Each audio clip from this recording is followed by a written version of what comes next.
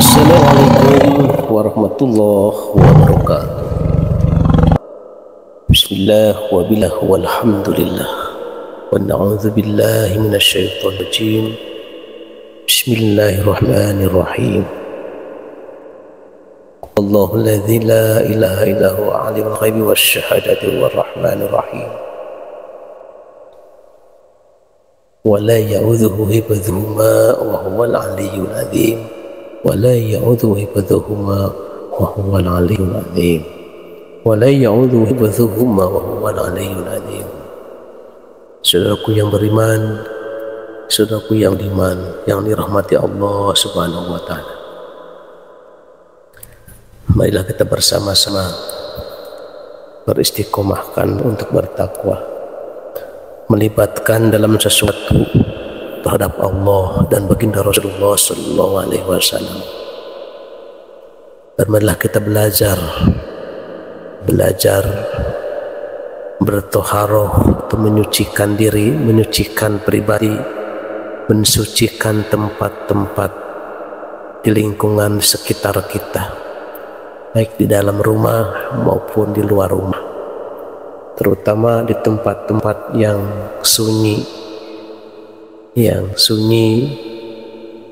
bisa mensababiahkan akan menjadi salah satu datangnya ruh-ruh atau arwah-arwah yang bergentayangan, makhluk-makhluk astral yang bergentayangan di area rumah kita maupun di rumah kita.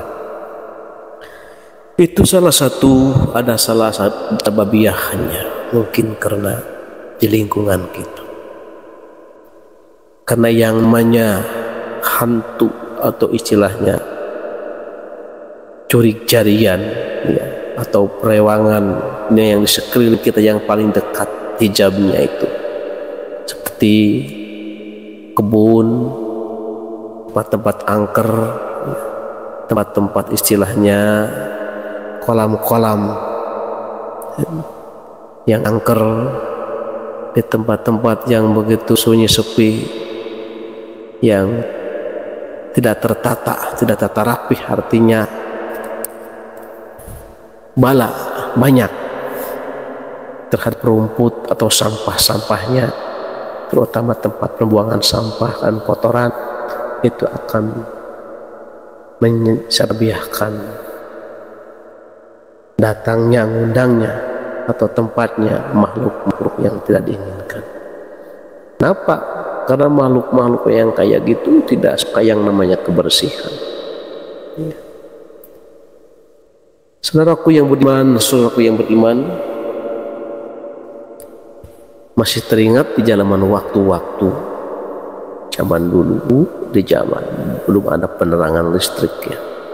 Dulu itu yang dikenal itu kalau istilahnya makhluk yang kayak gitu, kalau siang malam itu paling yang dikenal apa? Kunti ya. Aden-aden ya. Terus ada lagi paling pocong, paling genderuwo ya. Iya. Kalau kun-kun itu kuntilanak ya. Kan cuman suaranya itu, tapi wujudnya itu sebenarnya enggak seperti yang di film-film zaman sekarang. Dulu sebenarnya itu berwujud apa ya?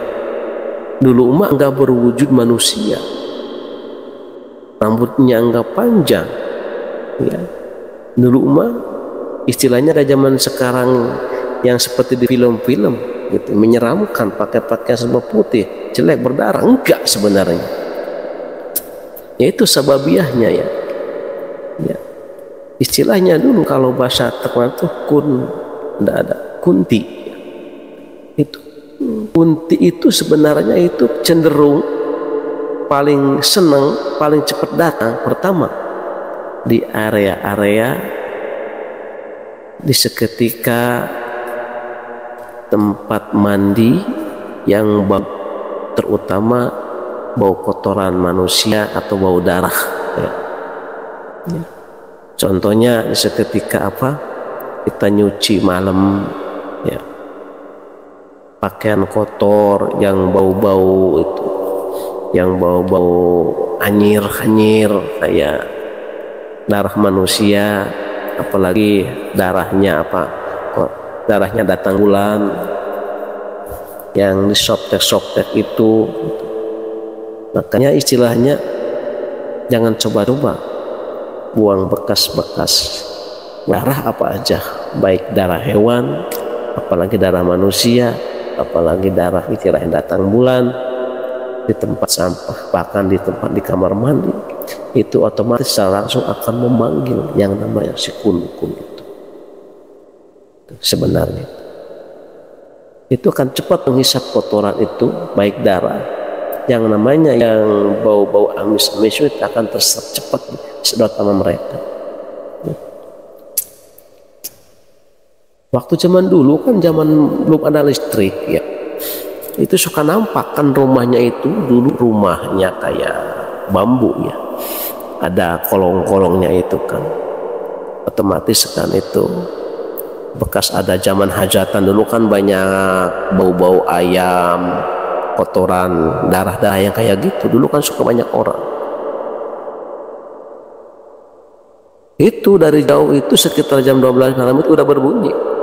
Bunyinya kayak gimana coba sih?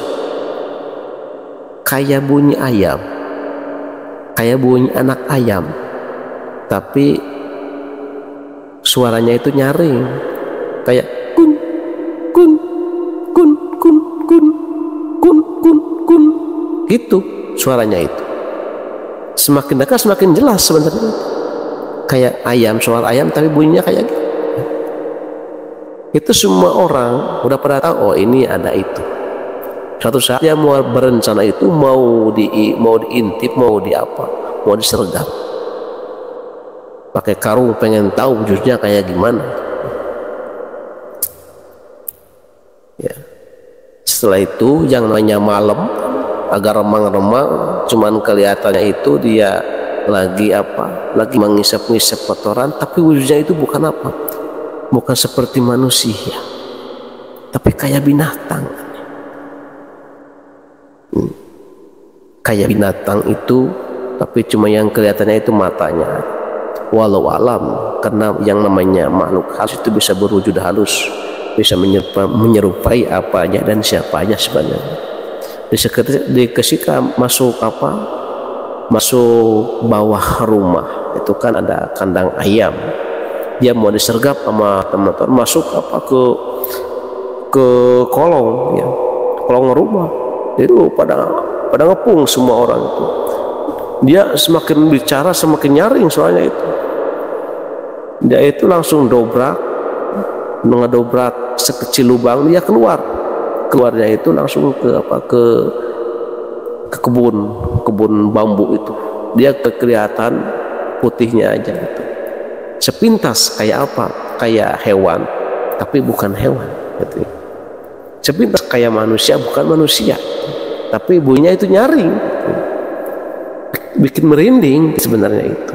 Nah itu senangnya itu yang kayak bau-bau, yang kayak anyir-anyir, ya. Dari segi anyir pasakan hewan, apalagi anyirnya manusia, baunya manusia. Makanya pesan saudaraku yang budiman, terutama kaum hawa, ya, kalau di rumah itu tolong harus serba wangi-wangi, terutama di kamar mandi yang sensitif, ya. Akan mendatangkan, ya, makhluk jahat yang mengganggu. Karena yang istilahnya hantu-hantu yang paling terdekat di sekitar kita, yang dekat, yang tempat-tempat yang bau-bau. Termasuk istilahnya di dalam rumah, di luar rumah, apa di kamar mandi, di kebun-kebun, coba kita naon selagi kita jangkau, tolong istilahnya dibersihkan, jangan sampai itu kelihatan tidak baik, tidak jelas. Karena seketika kelihatannya enggak baik menurut orang-orang kayak gitu tempatnya mereka sebenarnya. Yang kedua, kita belajar untuk apa? Kebersihan itu, kebersihan diri, kebersihan rumah, apalagi sekeliling. Kenapa? An-nadhafatu minal iman, ya. Sebagian kebersihan itu adalah sebagian dari keimanan kita. terhadap Allah Subhanahu wa taala. Saudaraku yang beriman, saudara yang beriman, itu adalah salah satu pengalaman sensitif zaman dulu. Semoga ada salah satu pelajaran. Yang mudah-mudahan kita selalu belajar bersih dan membersihkan tempat-tempat yang kita sensitif. Mudah-mudahan ada manfaatnya. Wassalamualaikum warahmatullahi wabarakatuh.